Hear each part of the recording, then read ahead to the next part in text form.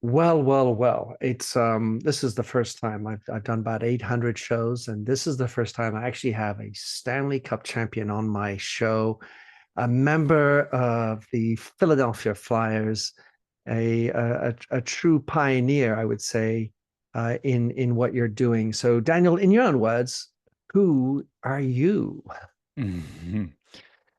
That's a loaded question. Naturally. Who am I? It's something that is very hard to explain, similar to, I think it's almost impossible to explain because who I am is this thing or person behind my eyes. So it is my consciousness.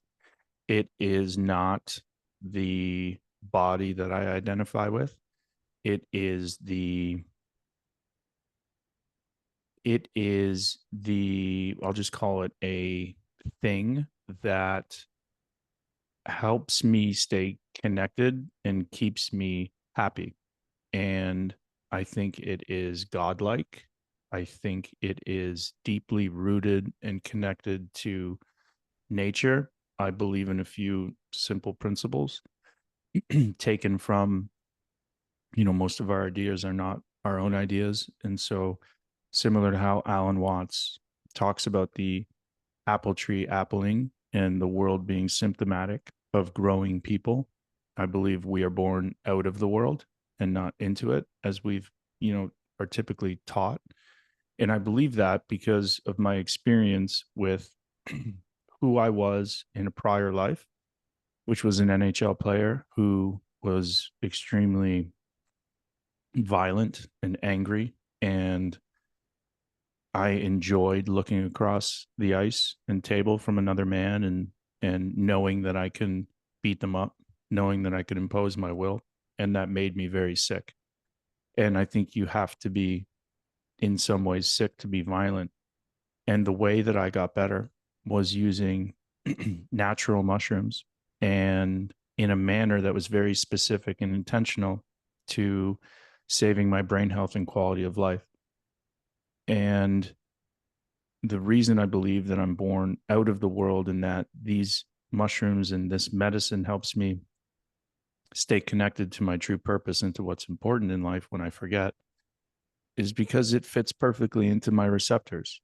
Now, I'm also, well studied and I can talk about the 5-HT2A receptors and how 80% or 90 are mostly in our gut, some in our brain. But I had these diagnoses of that would be a death sentence to most. And it was only two ceremonies that helped me recover everything and has actually helped me excel in life and become the best version of myself. And that's a lot to say because for 30 years of my life I put everything consciously and unconsciously into hockey and I was very successful at it, yet I was the sickest I'd ever been. So it goes back to kind of full circle of who I am. I'm a person that believes in being of service, and I believe that there are simple truths to this life of mine that I'm living, and I believe in simplicity, and I believe in surrounding myself with as much love as I can, and I believe that anything that I want in my life can come to me as long as I am the best version of myself. So I don't believe that I get what I deserve. I believe that I get who I am. And right now, I like who I am. I'm in shape. I'm, being of service. I'm supporting myself and my family in the best manner possible. And I exercise and do hot and cold exposure and a good diet. And I like to think that I'm surrounded by people that really want to see me do well. And so, yeah, I hope that answers your Nice. question. Well, like any of these questions, hopefully they are fun for you to answer. Um, when listening to you, Daniel, I have to think, or I posit, sometimes the solution is within, and the same mechanisms that you might have employed that someone else uses might not have had the same outcome. Do you think that there's something that A needs to accompany you into this journey to that transition? Or B, is it actually maybe something already within you that's just then manifested through it? And in other words, can anybody get into this transformation, or is there something that else that has to happen in order for it to work? So I'll try to tackle that in two parts. I think that firstly, yes, anybody can have what I have. And that's because we are all made of the same stuff. The only thing that separates us, I think, are our belief systems and our knowings. And knowing something, I think, is very different than believing it. Belief systems are taught. Those are our religions, those are our education. The knowings are lived experiences, those come with doing. And that's why I listen to people that have lived experience over academic. I do not tend to listen to too many people that read things in a book and try to transcribe those things based off of having an MD or PhD or these monikers. And I think the barrier to entry to being courageous enough to shining a light onto yourself and asking what's wrong and begging to be shown so that it doesn't govern the rest of your life is extremely courageous. And that barrier to entry is suffering. And so people tend to find this path and this medicine, which is deemed illegal, not by a loving government, but because it frees people from the shackles of themselves. And it allows people who, typically we're a species of amnesia. We continue to forget. I still need this medicine to remind me every 6 months when the stresses of life become too much. And I really do believe that we have within us the innate ability to make ourselves sick or to heal ourselves simply by the thoughts that we think. And unfortunately, we live in a world where we are bombarded by fear-based thinking, by always thinking that we are less than or that we need to reach, especially in America, for a pill to help make us feel better. When in reality, these medicines that do not come from nature, that are all synthetic, were built to let companies profit, put profits before people, and they typically numb us out. And so when we talk about psychedelics or mushrooms specifically, we are talking about being reborn in midlife, which I think is just the most phenomenal gift that we could ever be given. And this is not a panacea. This is not a one and done. This is something where if you ask the question and you seek it out honestly with no ulterior motives, you will always get the answer.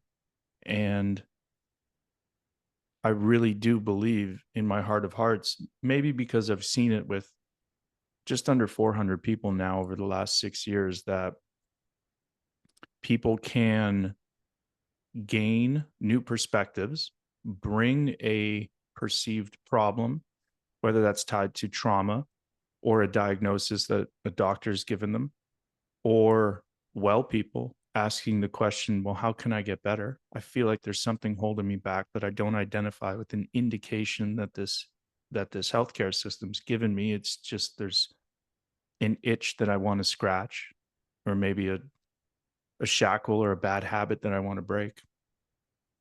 And you come to ceremony and you give up control, because we don't often talk about how little control we actually have, except for our effort and except for how honest we are. And, I think that honesty is directly correlated to how our life is playing out for us. And so, yeah, I really do believe that anybody can get this, which is very exciting. And that is also that that is, you can look at the number of FDA trials there are, for example, with just psilocybin, which is the active ingredient in magic mushrooms, which now, this pharmaceutical industry knows it works. So there's over 190 clinical trials through the FDA right now using one substance. And so I bring this up because, well, how can that be?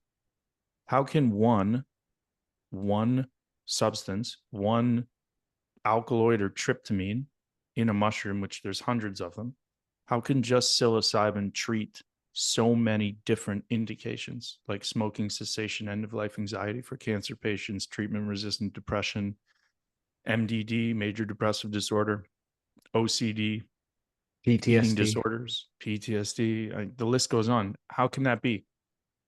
It's tied to helping individuals really be confident enough to shift their perspective, and then be very careful about, we can't stop the thoughts that we have, but we can definitely be responsible for the emotions that we put towards those thoughts. And then as we apply an emotion, that usually tends to have a reaction or an action. And so, and I think that full circle is life, you know. Oh well, there are lots of things. My little head is spinning around, as you can imagine, Daniel.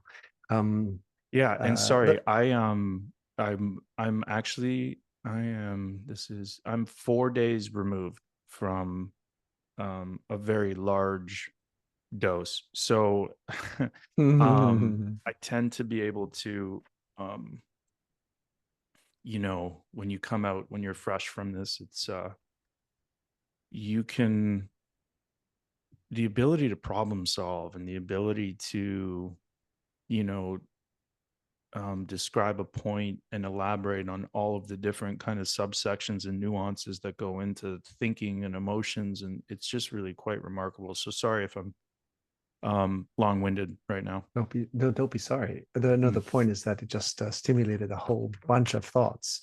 My little Mm-hmm. brain, who has been down the garden path and a few more, including Alice's garden path in Wonderland. Yes. I've enjoyed it, and yeah, I mean, on the pharmaceutical side, it's remarkable how often they prefer to find a treatment than a cure, Mm. because treatments are sort of subscriptions. Mm-hmm. Yeah, so the pharmaceutical industry used to really be responsible enough to actually go to nature and pull out compounds, and not be so concerned with intellectual property. And Profits.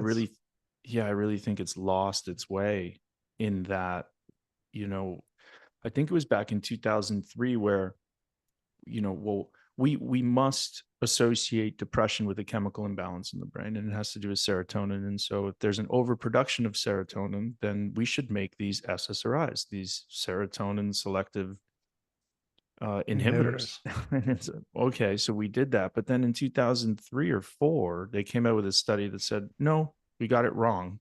There is no such thing as a chemical imbalance. And and that study was put out there, and then it was cited by thousands of physicians, yet we still prescribe SSRIs and antidepressants. And I I think one of the benefits of social media and long form podcasts is that we were able to really decipher and discuss information.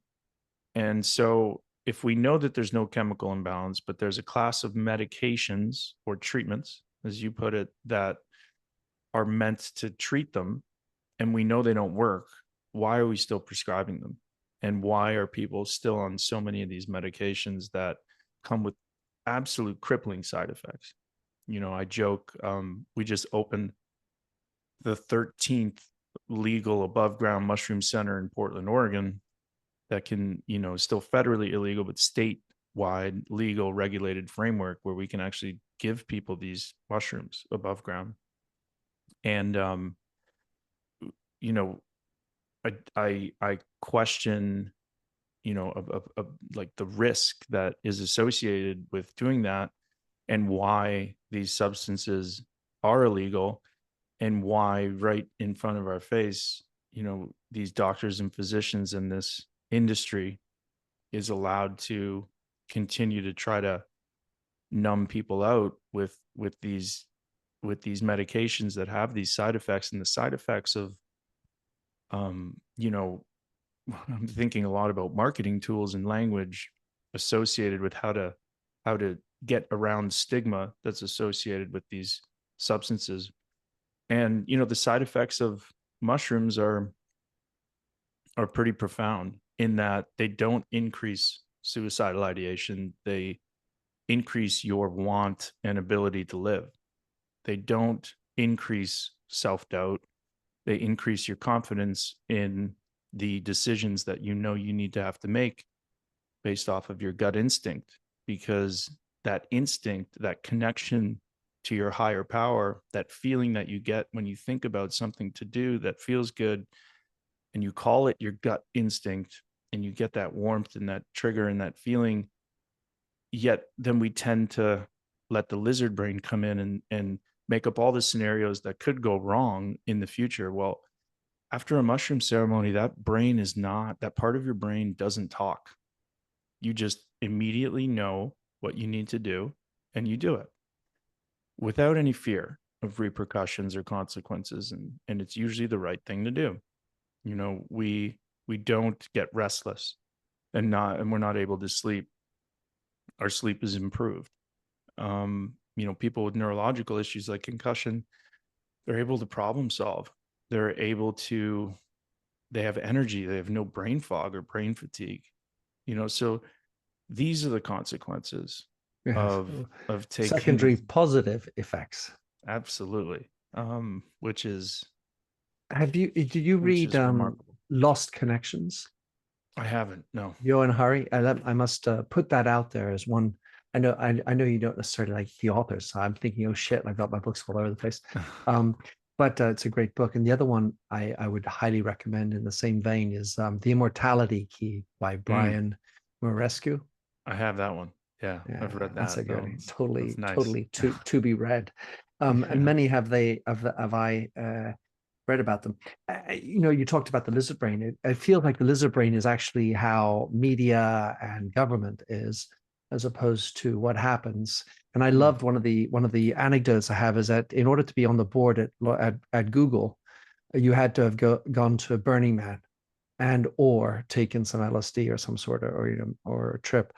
I think that and I've written about how LSD and psilocybin can be really good for making well people better. So you're in a happy zone here.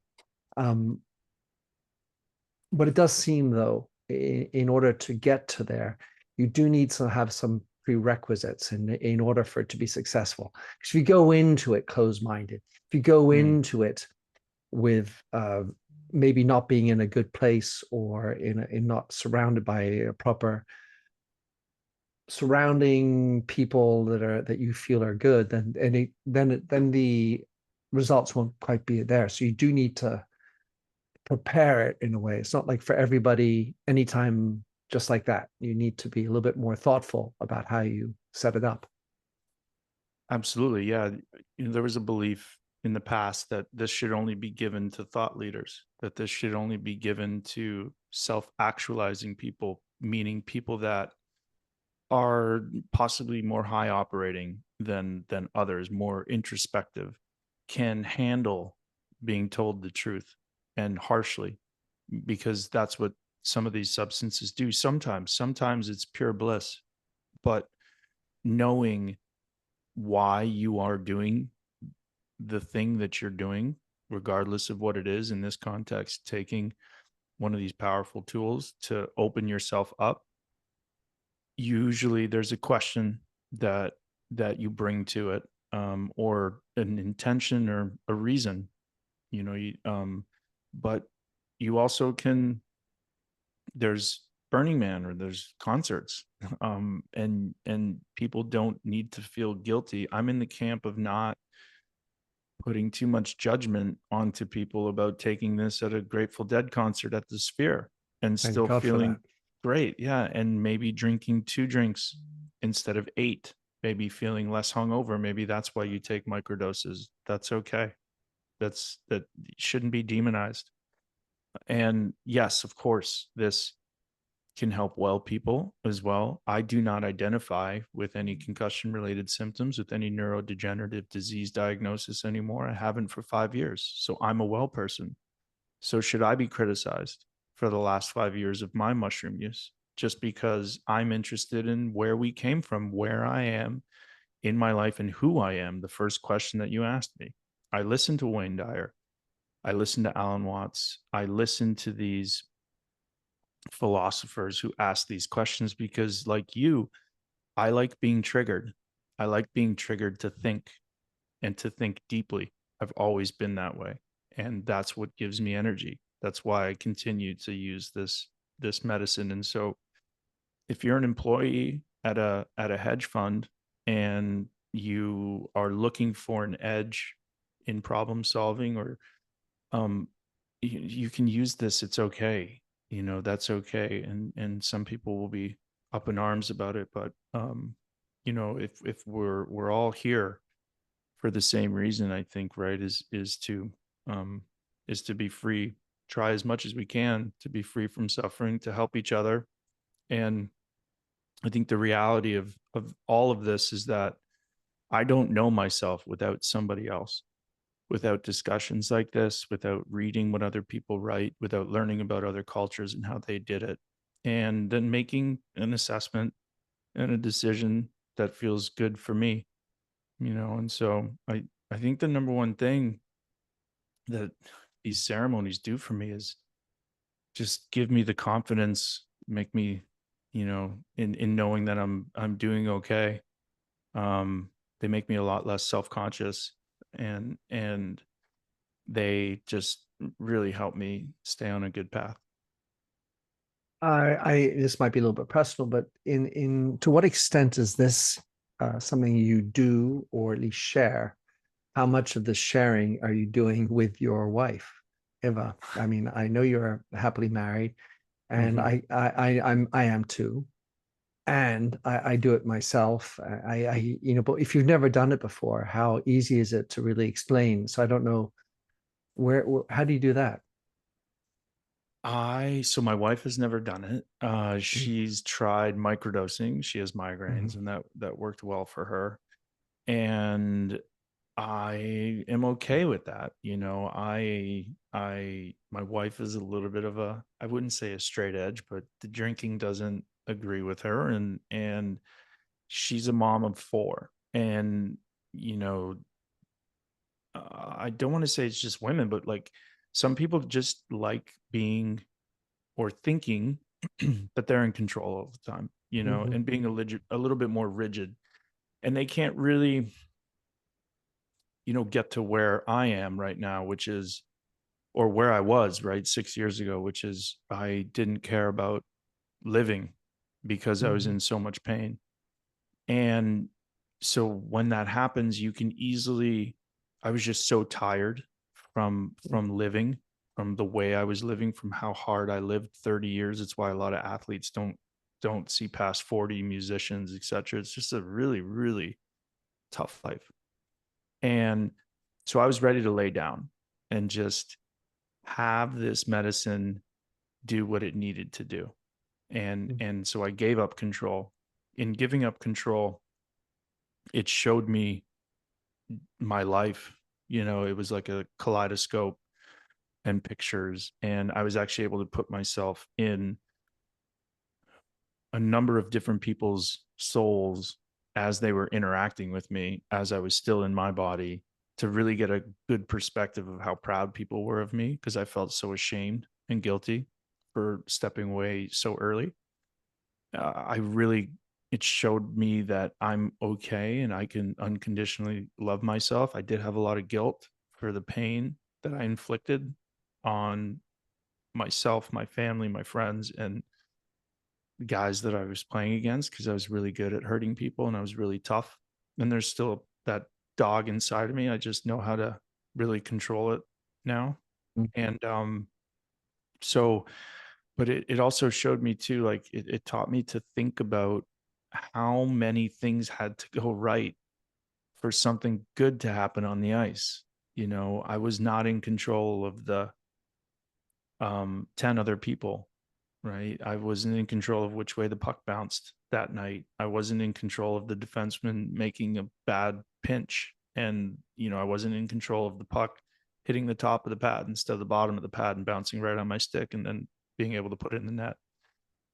There were, it just really showed me how little I am in control, but what, and so, you know, people start to ask, well, does that mean, you know, we don't have free will? Mhm. Or, well, what are we in control of? And constantly, as I groomed over my life over this 5 hour period, I realized that when I was showing up for myself, when I was putting in effort and being ready for the opportunity, is when I was most rewarded. When I was maybe trying to take the easy way out, when I was a little greedy, when I was a little envious and jealous and maybe wanted revenge, I might as well have dug into two graves, because that's when I got hurt. And that's when I didn't get the things that I wanted. I wasn't rewarded. So it really just, I came away with just really simple lessons of, you know, the reason you had so many good opportunities in your last 5 years in the league is because you were almost sober. You know, you were connected. You weren't abusing your body and your mind and other people. You know, you still had a job to do. You still stood up for people, but because you were living the right way, your luck was almost a sure thing. And granted, we didn't win every year, but I had 4 chances in the last 5 years of my NHL career with 3 different teams to go to the finals, and we won twice and we lost twice. And the margin of error in professional hockey is just really small.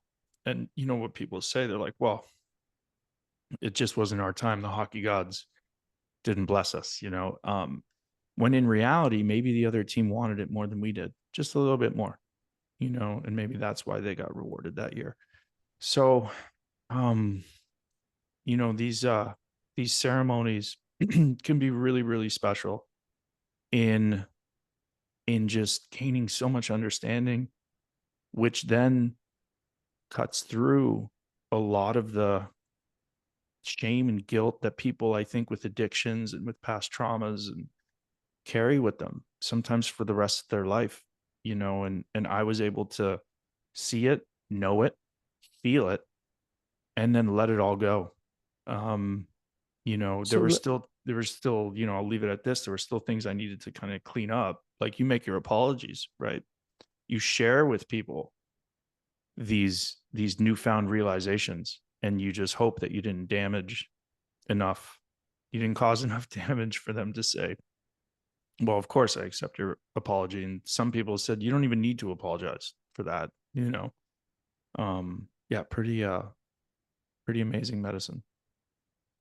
what I'm hearing is that the last 5 years you had some letting go already happening.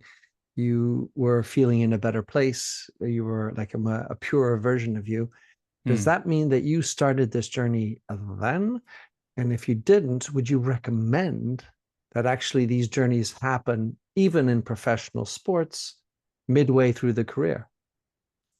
Yeah, so we work with a lot of guys that are taking these journeys mid-season. There's a big Christmas break for a reset. We work with guys right before training camp, and then we work with athletes right after the season to get a reset. To you know, and there's a different number of reasons, right? These medicines work on 3 levels: the mind, body, and the spirit. So it helps the body and the mind flush inflammation. It reconnects brain hemispheres that may have been shut down due to trauma and all the hits. And then spiritually, you get to ask the question. Some guys are at the later stage of their career. Do I want to keep doing this? Some guys are early on. Why am I doing this? Like, why am I putting myself through all of this? Does this make sense? You know, am I doing this for myself, my dad, other people? Am I doing it for the glory? Am I doing it for because I really like it? You know, should I keep going? And if all the answers are yes, then, you know, some people are just come to it just to flush the inflammation. They're potent anti-inflammatories. I've had people in ceremony that just talk about how many toxins they feel and heavy metals they're extracting or releasing. So yeah, lots of athletes do it. You know, on smaller levels with microdoses, it increases hand-eye coordination, it increases balance, it increases processing speed, as you can maybe see and hear now, problem solving, which are all like potent tools for athletes. The faster you react, the less you're thinking, getting rid of the lizard brain, the better you are, the Well, faster you are, you know. yeah. So I mean, I'm a huge hockey fan. I haven't had a chance really to talk about how much I love hockey on this my podcast because I don't usually talk about it. But I mean, I've been supporting the Philadelphia Flyers since 1973, mm, which was I came home. Well, I came to America from my boarding school where I was allowed 1 hour of television a week, and so I would sneak into the maids' quarter. We had maids at my grandfather's, and they had a tiny little black and white box with VHF, aerials. So it was fuzzy, black and white, small, and I just loved watching the Flyers. mm, Um, yeah, and so I think about how my roommate at Yale was captain of the team, and he had a couple of NHL players on his team, and the speed of the game and the hitting the puck is so hard. I have a puck in front of me, so that's a constant reminder. And I've often thought, if I think of like a Gretzky type person, has sort of LSD perspicacity because we always talk about him having eyes in the back of his head. mm-hmm, Some hockey players had that. I certainly felt and have played some sports under the influence of psychedelics. mm, And like we usually things like frisbee and hacky sack, because that goes with the territory. But it's amazing how sometimes you feel like you can thread the eye of a needle with a frisbee because you're mm-hmm, so in the flow. mm. My brother-in-law was over um for Christmas, and he tried some, or for Thanksgiving, and he tried some for the first time. And I asked him, like, you kind of see him, he's like, I really need to go outside. I'm like, cool. Like, that's typical. Some people, want to Yeah, walk, right? Want to get feel into the sun. nature. and and then, he's like, this is really different. This is really, I was so worried. Um, and well, what do you mean? I asked him to explain what he meant, and he just said that everything felt slower. And that's really what it is, right? When you're describing that flow state, when you're describing being so locked in to the present moment where everything else fades away, you're fully connected, and there's no anxiety, no fear, and you are operating at a different frequency and level of consciousness, and everything does feel slower, yet you can still do things in real time, Mm, sometimes faster, than others. So it's a really unique intelligence that this medicine can give you. And the thing I love about it is that there's no neuroscientist on earth that's ever going to be able to explain what I just explained, what we just explained. They can talk about norepinephrine and all these different chemicals, and but they're never going to know. They're never going to be able to tell me or anybody else. We can hypothesize, which is why I love philosophers and discussions like this and writing about what we think, who I think I am. But nobody's ever going to be able to tell me who is doing this, like who is the thinker. mm, Am I verbalizing things when I think about them? What is that voice? Who is that voice?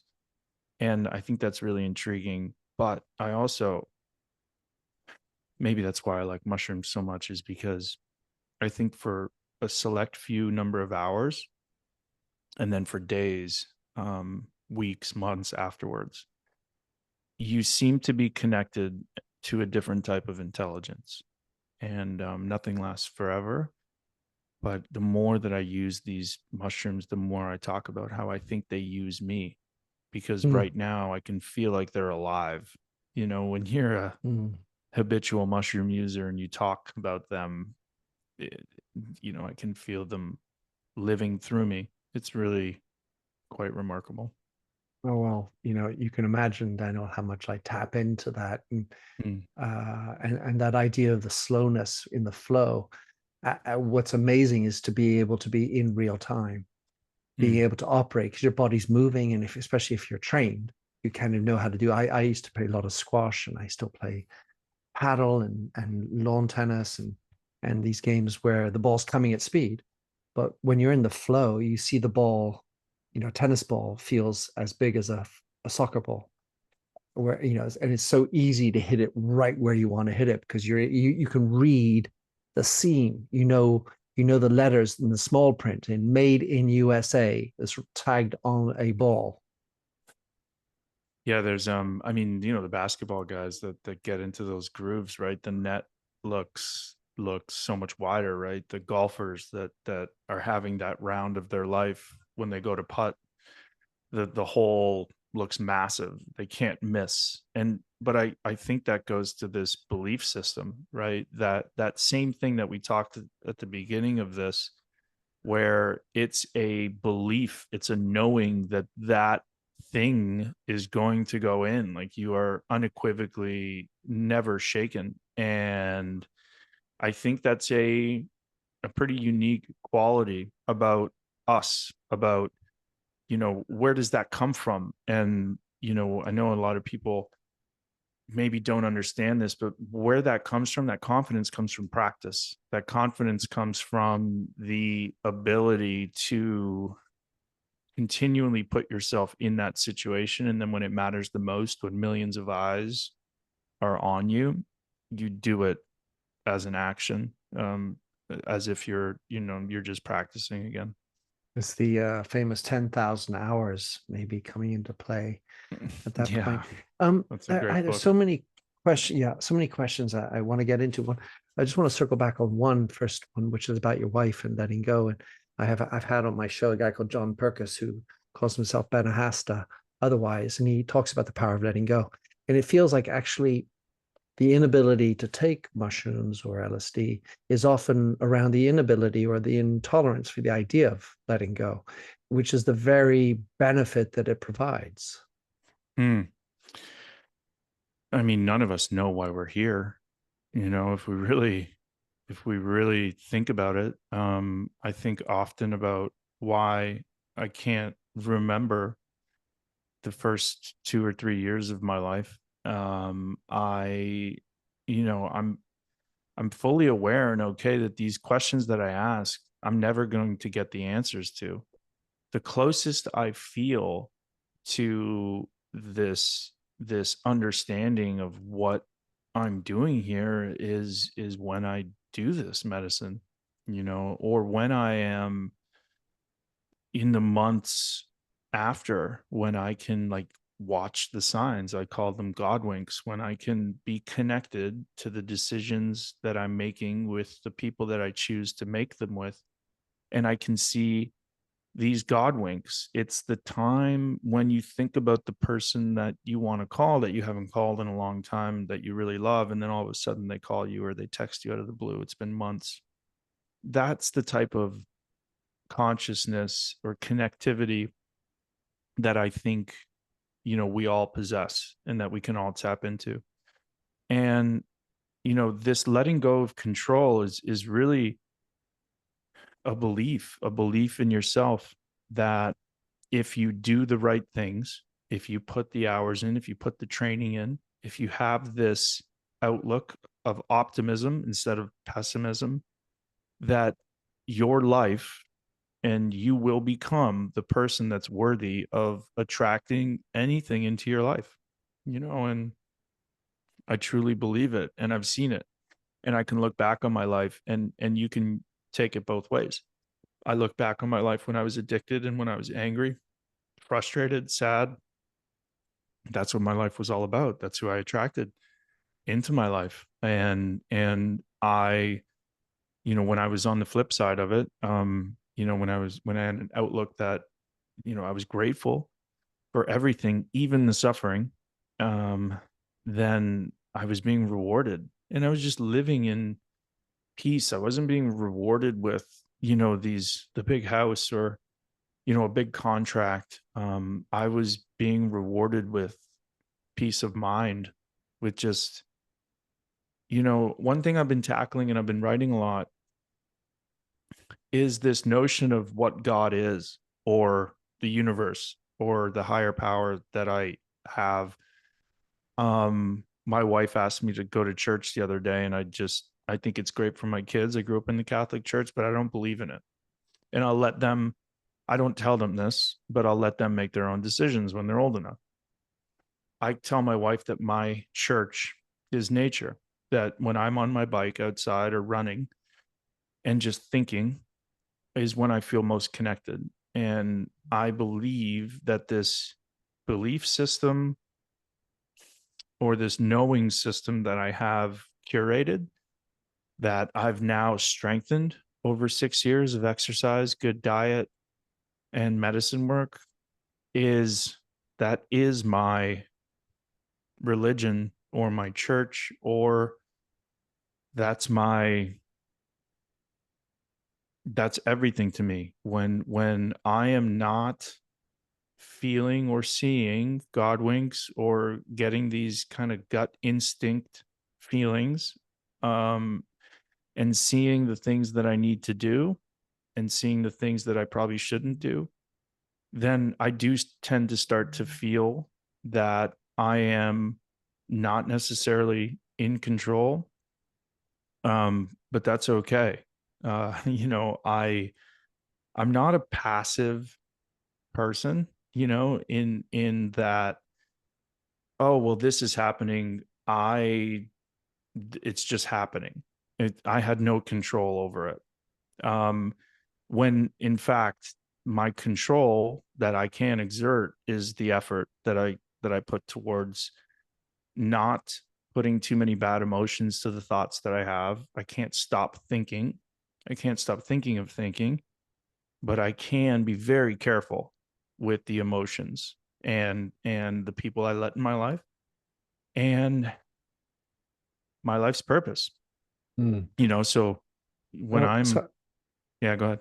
I need to know whether you, with the beginning of your path to this Mm, better version of you, seems to have happened midway through your career, or at least the NHL portion of it. You said 5 years before the end, where you get mm-hmm. the four Stanley Cup and the two wins. What did you start this journey at that point, and that was a intentional, and was that dosed, or is that sort of just the beginning of some sort of haphazard approach to the thing? So the beginning of my journey was 25, when I had to ask for help. So at 20, I signed the biggest 21. I signed the biggest contract of my career, and I ended up getting arrested in Arizona, for a DUI. So at the best height of my life, most success I'd ever had. I got arrested. I had to go to jail after the season for 90 days. And luckily I didn't hurt anybody, but that introduced me to the substance abuse program in the NHL. When you get a felony, they start treating you like an addict. And I fought it for 4 years because I knew I didn't have the phenomenon of craving to alcohol. I knew I wasn't an alcoholic, but you have to listen to them, right? So that that event started this path of, maybe you should start looking at your life, right, and living a different way. I didn't actually start living a different way until the next 4 years. I got all of my injuries, pretty much all of my injuries. ACL reconstructive surgery, tore my PCL, bunch of tears in my ankles. 8 times I sprained my MCL, neck tears, no left labrum in my shoulder, 3 broken noses, 4 lost teeth, 5 concussions. And I was close to death. I luckily had 2 surgeries scheduled back to back. I had a tear in my abdomen. It came right off my pelvis, so they had to staple that back together. And then I had a left labrum tear in my hip. And when I was at the Flyers, they did these surgeries 10 days back to back. And it was the first time at 25 that I got introduced to opiates. And I said, "Whoa, what are these? These are amazing. They take away all of the pain, suffering, emotional pain, guilt, shame. They basically, I was at that point, I was really tired. Um, and I hit a wall. Luckily, because of the substance abuse program, I became addicted very quickly and dangerously addicted over like 3 or 4 month period. And so I had to ask for help. So I knew where to ask for help because of that DUI when I was 21. So that saved my life. So I detoxed myself on my parents' couch that summer. I just signed a 1 year deal. So I was already kind of like, hey, one of two ways, right? You're either three decisions, you're going to get better, you're going to die, or you're going to be in these institutions or these rehabs or jails, so, and then you're going to lose your career. So what do you want to do? So I detoxed and I went to a rehab. I asked for help, you know, and at 25, that was the first time that I actually started to learn about everything that we're talking about here, like these different parts of me. I started to learn about how trauma has affected my life, mainly the hazing rituals that exist in junior hockey. I started to see and connect past traumas to how I was living my life, to how I was, why I felt so good numbing out with synthetic heroin that are called opiates that doctors can legally prescribe. Crazy. Um, yeah. And so, I mean, that saved my life. Asking for help, those opiates, that addiction saved my life. The DUI saved my life, and all of these things that you perceive as so bad that could be life altering in such a negative way ended up just saving me. And so I went to this amazing rehab in Malibu. It since got burnt down in the fires. It was called the Canyon. And it was just a perfect time. There's no coincidences. There was amazing therapists there. I have a best friend that I still talk to in Chicago. And I learned about meditation. I learned about how to introspectively look at how I was living my life and then the consequences of those actions, good, bad, indifferent.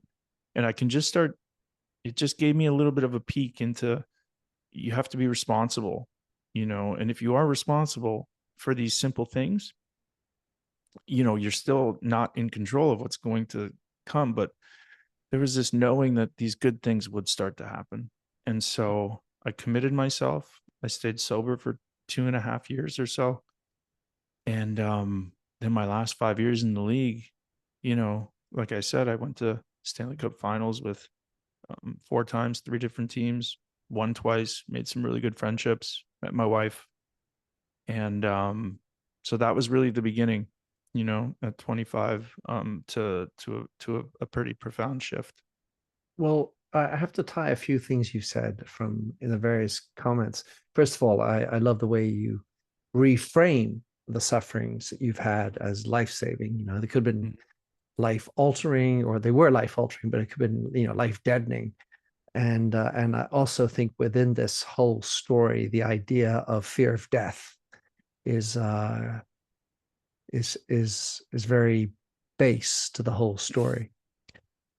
So what I It's wanted, funny. It's really you funny go. you mentioned that. That was my ayahuasca journey.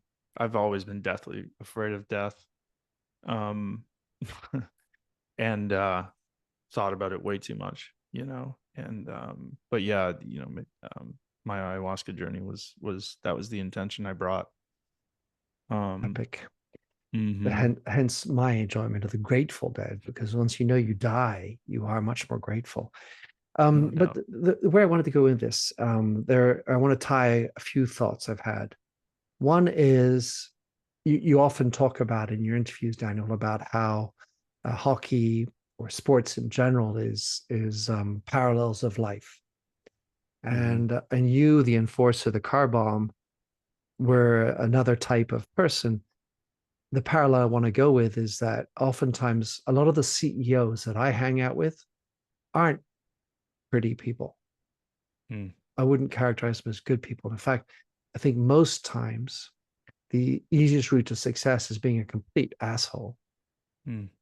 And then they suffer the consequences later with a midlife crisis. They realize that just having Lamborghinis doesn't actually bring happiness, and then so on and so forth. So that's one thing. And then the second thing you said was somehow the purpose or the way you get through this is to know that we're all trying to have freedom from suffering. And I would argue that life is about dealing with suffering and challenge, and that it's only through challenge and suffering you actually build resilience. So how do you square that peg? Success being actually maybe tributary to being an asshole, being that darker, more evil person, and that you build resilience through suffering. If Mm. you didn't have all that suffering, you wouldn't have had all that success. No doubt. Yeah, environments create the beast, or the angel or both. I mean, so when you're on a path to recovery, everybody thinks it's all angels and gold dust and running through sunflower fields. It's not. Like, life is always opposites. Life is always anger and happiness, and um, violence and healing. And so I don't compartmentalize any of that. I just see my life as absolutely fundamental and necessary. Every single event, the parents that I chose, the brothers that I had, the childhood successes and traumas, the suffering, the perceived suffering, like some of the stuff that I thought about my childhood, and then later talking to my parents about it was like, and now thinking about it, it's like, man, we had such an amazing childhood, but for some reason I was so sensitive. I'm an empath that, like, I just thought that it was woe is me, but like, because that shaped me into this hungry beast that was able to go through these really hard workouts and this really hard sport, and be successful at it, put in more work than the other human being and actually think it was fun, you know so I think that we need these things. We need to suffer, we need to take advantage. And you know this last ceremony that I did was a lot about, a couple people were like, wow, it seemed dark. And it's not dark. It wasn't dark. What it was we were able to look at the situations of the games. And I look at life as a game. I look at the FDA as a game. I look at entrepreneurship as a game. I look at business as a game. There's sports. There's all of this is really a game. And so if we gamify it, there's rules to the games, right? There's unspoken rules and then there's written rules. And um, with business, right? If you are better than the next person, you can get rich and you can win. Now, is it bad if, for example, I have a business and you have a business, we're in the same industry, I work harder at it, I do better because I can see more angles, and eventually I come and buy your company, right? Is that, should I feel guilty about that? I don't believe you should if you did things in the right manner. So you purchase the company, you get to closing, and then somebody wants to retrade the deal. I want to retrade the deal because I found something in the fine print. That's where I draw the line, is when you want to, when you've beaten somebody, but you feel the need to kick them when they're down. You feel the need to take another pound of flesh. That's the part that I don't like about business, that if you can steer clear of, then you should feel good about the win because you put in more effort and you didn't do it in a malicious way. You were just better. The intentionality was there. Mm-hmm. Exactly. So now, you know, if you're somebody that likes to take advantage, you will see it in someone's life. right? You know, you see the CEOs with the boats and the big houses, but what you don't see, or what you may not see, is the addiction, is the things that are happening behind closed doors with the families, with the dynamics, with, and I've been around some of the richest people in the world. Mm. A lot of them they have a lot of issues, you know, and so what I say is your consequences of actions. And I agree with you. This is a longer road, right? That I'm taking, that um you know, doing things quote unquote the right way. You have to put more effort in, you have to get more touches, but eventually, you know, when you get there, the amount of abundance that's going to be poured upon you is going to be like drinking from a fire hose. You're not going to be able to stop it. And then, you know, the results are, you don't have to worry about what may happen to your kids when they go to college because of how big of a piece of shit you were to other And people. you're not looking over your shoulder. I wrote No. a book called You Lead, where the subtitle is Being Yourself Makes You a Better Leader, and leaning into that. I'm aware of time, Daniel, and Mm. I'm ferociously needing to ask you a little bit about your hockey career. You had such a great career. I loved following you when you were a Flyers. Um, you've scored, as I think the tally is 55 goals. Um, you had these four national Stanley Championship battles. We're looking back at all that? What's the narrative? Do you feel like it's all wrong? Fights are miserable. Hockey is gone AWOL as far as the real values it used to have. How do you perceive NHL hockey today? I mean, I think it's one of the most remarkable sports on earth. You know, I really do. And the sport of hockey, right? Do the corporations have, does the NHL have its issues? Sure. But it's awarded me so much. You know, I'm really in such a different place in my life. I do not entertain any type of victimhood mindset. I do not blame anybody or anything for what may have happened. Do I still think that this league may need to be held accountable because some people are dead and can't speak for themselves? Like my friend Steve Monador? Absolutely. So, will I be a key witness in his trial? For sure, because I believe in accountability. I believe in continuing to highlight to try to make people safe. My son plays hockey. Do I want him to aspire to get into the NHL? I don't think that way. You know, I just he likes it. It's fun. He's proud of his dad. He knows exactly what I did. Watches all the hockey highlights and fight videos and all that stuff with all his buddies. He thinks it's amazing. But I've also sat him down and told him like how hard it was. And to try to apply that type of discipline to everything you do in your life. You know, so there's a lot of life lessons. The NHL, I think, is in a really good spot. They're trying to clean up, you know, the head hits. The age of hitting has been moved up to 14 years old. Will people? Is there a risk associated? Absolutely. Does the NHL admit a link between repetitive head trauma, CTE? They don't. Do I care about that plight or fight? No. The reason I don't is because in my first ceremony, the mushroom said to me, "We're going to heal your brain. We're going to make you better. You go dance your dance. Don't look back. Stop highlighting everything that's wrong with the world and with this league and start creating everything that is good." There's always going to be sickness. Corporations are going to put profits over people. And you just need to be healthy and sound of mind and ready to, you know, create these programs and accept these people that are sick and help them get well. So that's where I stand. And you know, I think the sport is different, like I said, than the actual NHL.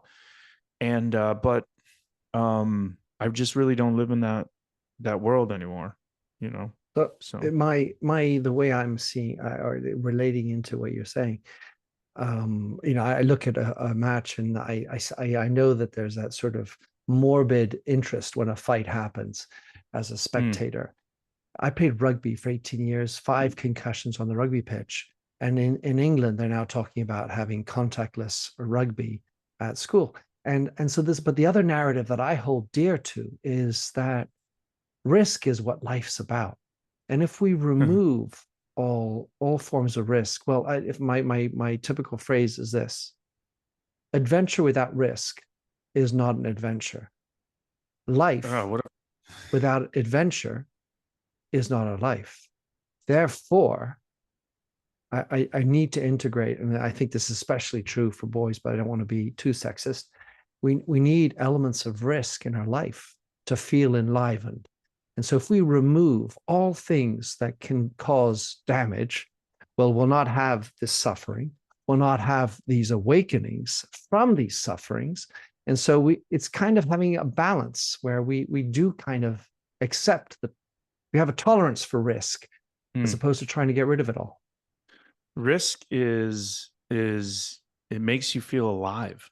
The men are meant to compete. Men are meant to go to war.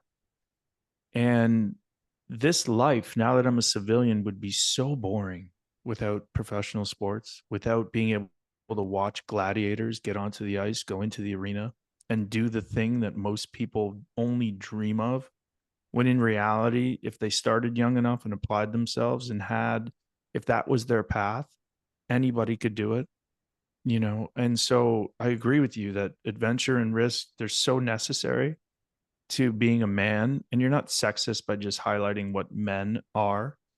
And I think so much of this society is trying to soften what we are and who we are and that dog that is in us. And so when you start asking the question, should fighting not be allowed? Should hitting not be allowed?